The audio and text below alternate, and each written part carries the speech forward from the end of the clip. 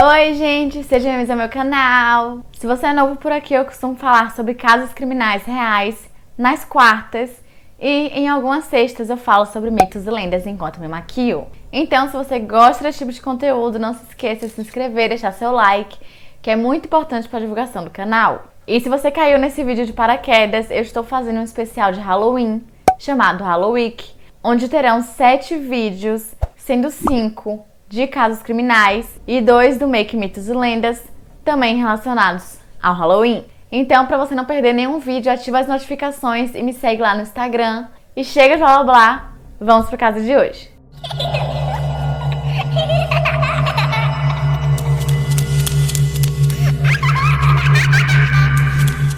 Ronald O'Brien morava com sua esposa, Diane, e seus 2 filhos, Timothy, de 8 anos, e Elizabeth, de 5, em Deer Park, no Texas. Ronald era oftalmologista no Texas State Optical, em Sharpstown, em Houston. Ele também era diácono na Segunda Igreja Batista, onde era responsável pelo programa de ônibus local e também participava do coral.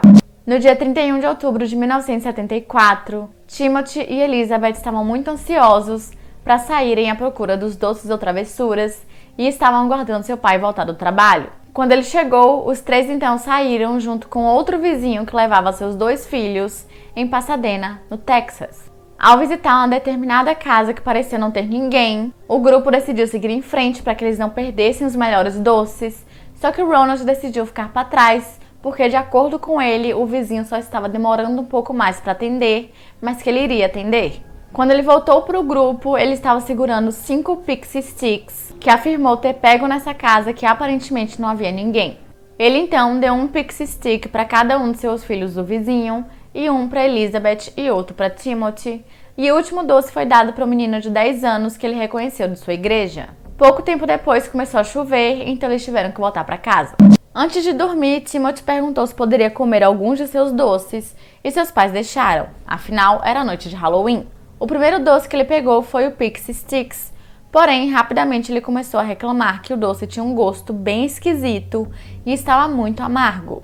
Ronald então lhe deu um Kool-Aid para tirar o gosto ruim da boca, e mesmo assim Timothy queria continuar comendo o doce, pois ele só podia comer um naquela noite para não ter problemas para dormir. Não demorou muito até que Timothy começasse a sentir muita dor de estômago, chegando até a vomitar, o que rapidamente fez com que ele passasse a ter convulsões. A ambulância chegou super rápido, mas infelizmente Timothy O'Brien morreu antes de chegar ao hospital. Mike Hinton estava trabalhando na delegacia naquela noite quando ele recebeu a ligação, e rapidamente ele ligou para um médico que ele conhecia chamado Dr. Joseph Jenkins Kick, que era o legista-chefe do condado de Harris. Mike então explicou tudo para ele e o médico perguntou qual era o cheiro do hálito do menino. Uma ligação para o necrotério revelou que o cheiro era um cheiro de amêndoas, e rapidamente foi descoberto que o Pixie Stick estava envenenado com cianeto de potássio. As embalagens haviam sido abertas e envenenadas antes de serem lacradas novamente com um grampeador, e Timothy havia consumido veneno suficiente para matar 2 adultos.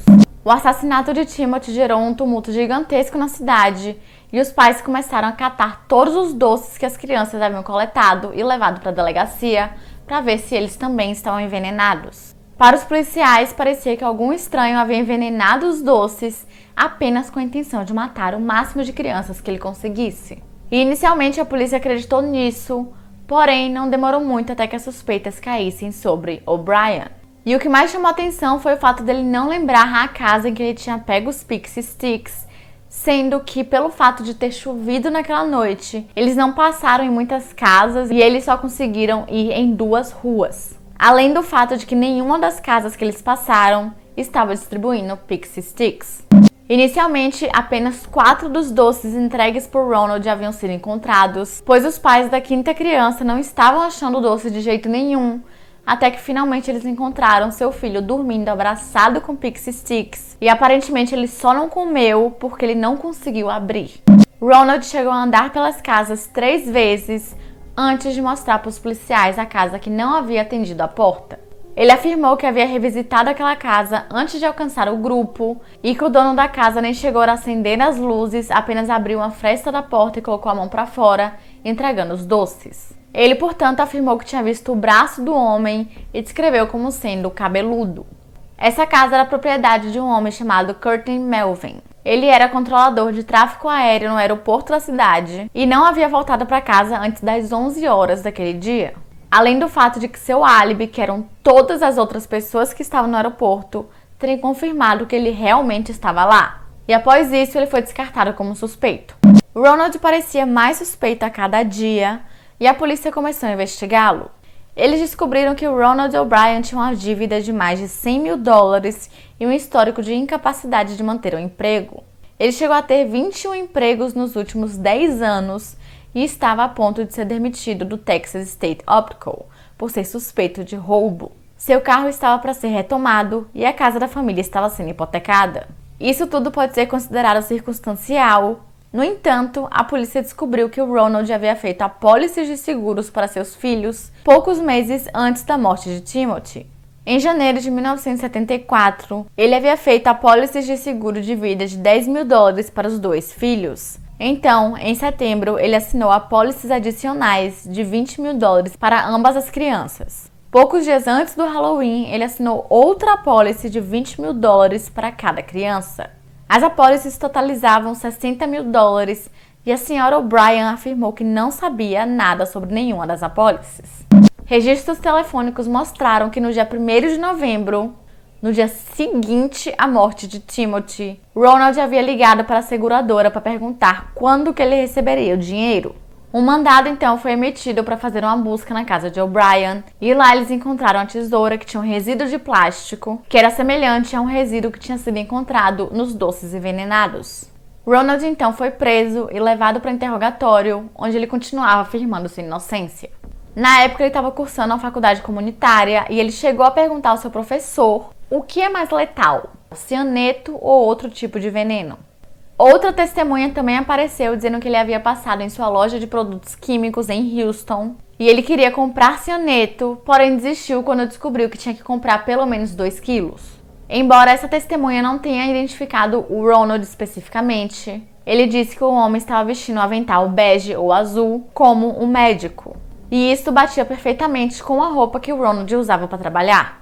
Embora nunca pudesse ser confirmado quando ou onde Ronald comprou o veneno, ele foi preso pelo assassinato de seu filho, Timothy, no dia 5 de novembro de 1974. Ele foi indiciado por uma acusação de homicídio capital e 4 acusações de tentativa de homicídio. Ronald declarou-se inocente em todas as 5 acusações. O julgamento começou no dia 5 de maio de 1975 e descobriu-se que o Ronald tinha o que amigos e colegas de trabalho consideravam um interesse incomum por cianeto. Ele falava sobre isso com frequência, incluindo informações como quanto tempo levaria para matar uma pessoa. Um químico que conhecia Ronald chegou a testemunhar que no verão de 1973, ele lhe perguntou sobre cianeto e quão fatal ele seria. Um outro vendedor de produtos químicos também disse que Ronald chegou a perguntar a ele onde ele conseguiria comprar cianeto. Em seguida, a cunhada e o cunhado de Ronald chegaram a dizer que no funeral de Timothy, tudo o que ele falava era sobre o dinheiro que ele conseguiria do seguro e ele já estava começando a planejar férias, viagens. O caso ganhou atenção nacional e ficou claro que Ronald O'Brien aproveitou cada momento dele. Ele foi apelidado de The Candyman e em 3 de junho de 1975 foi considerado culpado de homicídio culposo e 4 acusações de tentativa de homicídio. Ele foi condenado à morte em cadeira elétrica e pouco depois sua esposa pediu o divórcio. Ainda assim, tudo isso aconteceu muito antes da tecnologia do DNA ser tão avançada e também dos cartões de crédito sem contato. Então a polícia não conseguia exatamente colocar o Pixie Sticks na mão de Ronald e por isso ele alegou sua inocência até a sua morte. Ronald foi preso na unidade Huntsville, em Huntsville, no Texas. Outros presos dessa unidade desprezavam ele pelo fato de ele ter matado uma criança e ele também não tinha amigo nenhum lá dentro. Para vocês terem noção, os outros presos chegaram a convocar uma manifestação organizada para a data da execução de Ronald O'Brien. Isso para demonstrar o ódio que eles tinham contra ele. Sua primeira execução foi marcada para 8 de agosto de 1980, mas foi concedida a suspensão da execução. Uma segunda data foi marcada para 25 de maio de 1982 e novamente a data foi adiada.